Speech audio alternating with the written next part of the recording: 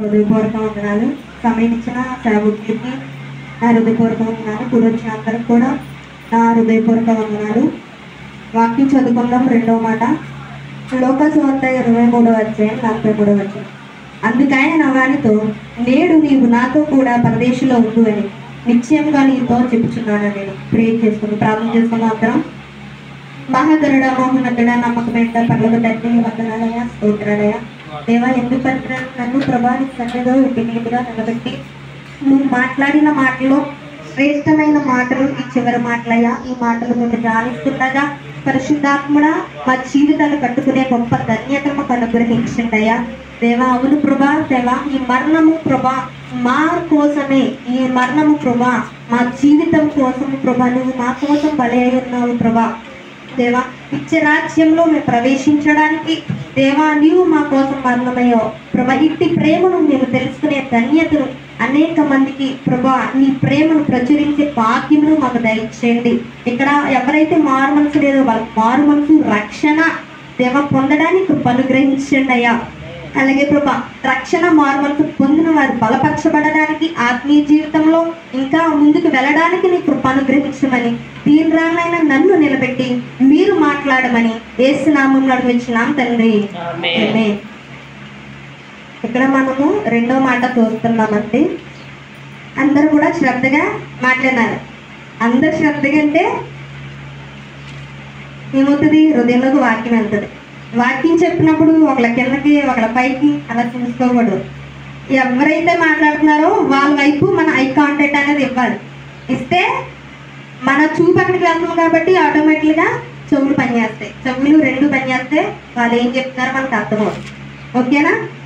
లోకసువార్త 23:43 దేవుడు ఏమంటున్నాడంటే, నేడు నీవు నాతో కూడా పరదేశంలో ఉండు అని దేవుడు మాట్లాడుతున్నాడు. ఈ మాట ఎవరితో మాట్లాడుతున్నారో మీకు తెలుసా లేదా? తెలుసా? చెప్పండి. దొంగతో మాట్లాడుతున్నారు. అయితే దేవుడిని శుక్రవారం మధ్యాహ్నం 12 సిలువేశారు. సిలువేసిన సమయంలో ఆయన పక్కన 2 దొంగలు ఉన్నారు. ఈయన ఇలా మధ్యలో ఉంటే ఇక్కడో పక్క దొంగ మొదటి, తర్వాత ఇక్కడో దొంగ, ఇద్దరు ఉన్నారు. ఇద్దరు ఉండగానే మొదటి మాట మాట్లాడారు ఆయన. ఏమని? తండ్రి వీరు ఏం చేయించున్నారో వీరు ఎరుగరు కనుక వీరిని క్షమించడని చెప్పారు. ఓకేనా? ఈ మాట 2 దొంగలు కూడా విన్నారు. అక్కడ జరిగే పరిస్థితి ఏంటంటే, ముందు ఈ మాటకి కాకుండా ముందు జరిగే పరిస్థితి ఏంటంటే, ఆయన పడ్డ హింసలు కానీ ఇబ్బందులు కానీ ఆయన పడ్డే ఆ దెబ్బలు కానీ ఆయన చిందించే రక్తం కానీ తన పాపం లేకుండా తన దోషం లేకుండా తను ఏమీ లేకుండా అంటే తను ఏ పాపము చేయకుండా ఆయన మరణిస్తున్నాడు. మరణిస్తూ కూడా ఆయన ఏమన్నాడంటే, తండ్రి వీరు ఏం చేస్తున్నారో వీరు ఎరుగరు అంటే ఇంతలా కుట్టినా ఎవరికైనా తెలియదా? ఎవరన్నా మనం గుర్తునే తిడితేనే మనం ఒప్పుకోము. మన తప్పుంటేనే తిడితేనే ఒప్పుకోము. కానీ ఆయన తప్పు లేకుండా ఆయన తిట్టించుకున్నది కొట్టించుకున్నది ఎవరి కోసం? నీ కోసం, నా కోసమే. ఎందుకంటే ఆయన ప్రేమ అలాంటిది. నిజంగా దేవుని బట్టి ఆయన ప్రేమను బట్టి నేను అతిశయిస్తాను. ఎందుకంటే ఆ ప్రేమలో ఉన్న మాధుర్యము, ఆ ప్రేమలో ఉన్న స్వచ్ఛత, ఆ ప్రేమలో ఉన్న ధన్యత ఎవరికి తెలియదు. అది రుచి చూసిన వాడిగా తెలుస్తుంది. హల్లెలూయా, హల్లెలూయా. ఎందుకంటే లోక ప్రేమలు చాలా చూస్తాం. అక్క చెల్లెళ్ళ ప్రేమలో, అన్నదమ్ముల ప్రేమలో, తల్లిదండ్రుల ప్రేమలో, స్నేహితుల ప్రేమలో, ఇంకా చాలా ప్రేమలు ఉన్నాయి. కానీ ఏ ప్రేమలో అయినా స్వార్థం ఉంటుంది. ఏ ప్రేమలో అయినా కల్మషం ఉంటుంది. ఏ ప్రేమలో అయినా డంబం ఉంటుంది. కానీ ఏ ప్రేమలో మాత్రం డంబం ఉండదు. హల్లెలూయా.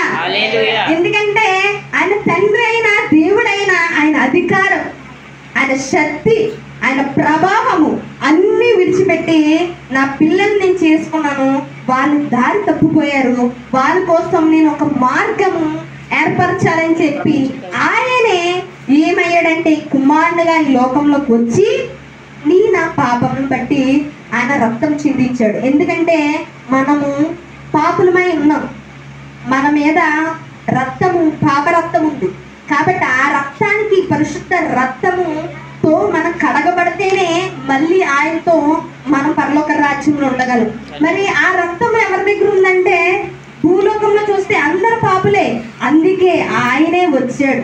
ఎందుకు వచ్చాడంటే అది ఆ రీజన్ ద్వారా ఆయన వచ్చారు. వచ్చి ఆయన మన కోసం ఏమయ్యాడంటే రక్తం పెట్టి ఆ రక్తం ద్వారా మనం కడిగారు. ఎవరైతే మీరు నమ్మండి, నేను మీకోసం ప్రాణం పెడుతున్నాను, నేను మీ పాపాలను బట్టి నేను క్షమించాను, నా ప్రాణము మీకోసం అర్పిస్తున్నాను మీరు నమ్మితే చాలు, మీరేమవుతారంటే రక్షింపబడతారని ఈ మార్గం దేవుడు తెరుచున్నాడు. హల్లెలూయా.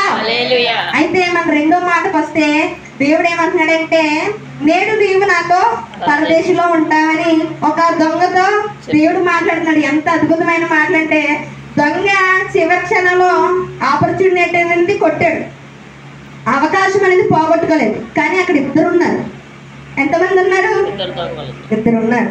కానీ ఒకడు పోగొట్టుకున్నాడు, ఒకడు రక్షింపబడ్డాడు. హల్లెలూయా. అలాగే సంఘంలో కూడా అందరూ వస్తారు, అందరికీ వాక్యం చెప్తారు, కానీ కొందరే రక్షింపబడతారు. ఎందుకంటే మన హృదయం అనేది చాలా జాగ్రత్తగా ఉండాలి. హల్లెలూయా. ఎప్పుడు అవకాశం వస్తుందని చూడాలి, ఎప్పుడు దేవుని సన్నిధిలో మనం వాడబడతామనేది చూడాలి. హల్లెలూయా. అక్కడ ఆ మాట మాట్లాడినప్పుడు, మొదటి మాట మాట్లాడుతున్నప్పుడు ఇద్దరు దొంగలు విన్నారు. కానీ రెండో దొంగ ఏమన్నాడంటే, ఏమన్నాడో చూద్దామా? మనం ఈ రెండు సంభాషణలు చూద్దాం. 39వ వచనం చదవండి. లోకసువార్త 23వ అధ్యాయం 39వ. వేలాడవేయబడిన ఆ నేరస్తులలో ఒక్కడు ఆయనను దూషించుచు, నీవు క్రీస్తు కదా, నిన్ను నీవు రక్షించుకొనుము, మమ్మను కూడా రక్షించుమని చెప్పాను. అయితే రెండో వాడు వానిని గద్దించి, నీవు అదే శిక్ష విధిలో ఉన్నావు కనుక దేవునికి భయపడవా. హల్లెలూయా. అయితే ఇక్కడ ఇద్దరు దొంగలు ఉన్నారు. మొదటి దొంగ ఏమన్నాడంటే, దూషిస్తున్నాడు, నువ్వు దేవుడు అంటున్నావు, అద్భుతాలు చేస్తాను అంటున్నావు, చనిపోయిన వాళ్ళని కూడా లేపాడు. బైబిల్లో ఎంతమందిని? ముగ్గురు లేపాడు. చనిపోయిన వాళ్ళని కూడా లేపావు, కానా విందులో ద్రాక్షారసం ఇచ్చావు, ఎన్నో కార్యాలు చేశావుగా. దీని మీద నుంచి దిగు, ఆ చిన్న మీద నేను దిగి మమ్మల్ని కాపాడే.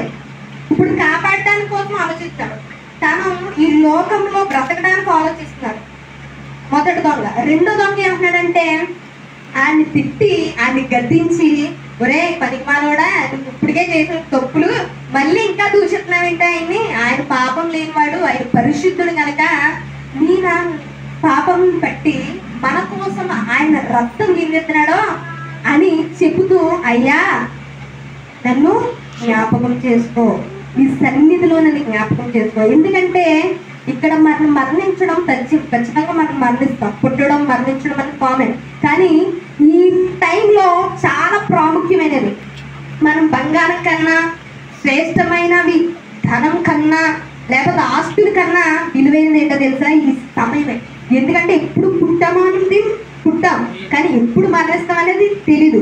కానీ ఈ సమయంలో ఈ అద్భుతమైన ప్రేమను గ్రహించకపోతే, ఈ అద్భుతమైన క్రియను, దేవుడు చేసిన కార్యాలను నువ్వు గుర్తించకపోతే, నువ్వు మరణం అయితే ఎక్కడికి పోతావు?